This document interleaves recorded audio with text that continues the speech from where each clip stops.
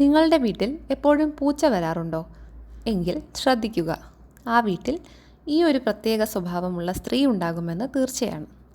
അതെന്താണെന്നറിയാമോ?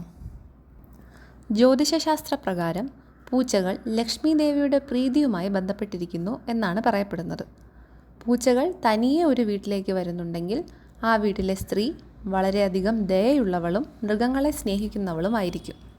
മാത്രമല്ല, ആ വീട്ടിലെ സ്ത്രീക്ക് മനഃശക്തിയും ദീർഘവീക്ഷണവും കൂടുതലായിരിക്കും.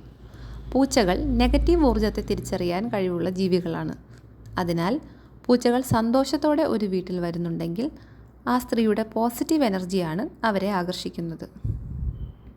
ഇത്തരത്തിൽ പൂച്ചകൾ വരുന്ന വീടുകളിൽ ഐശ്വര്യവും സമാധാനവും നിലനിൽക്കുമെന്നും അവിടുത്തെ സ്ത്രീകൾ കുടുംബത്തെ ഭദ്രമായി നയിക്കാൻ കഴിവുള്ളവരായിരിക്കുമെന്നും പറയപ്പെടുന്നു.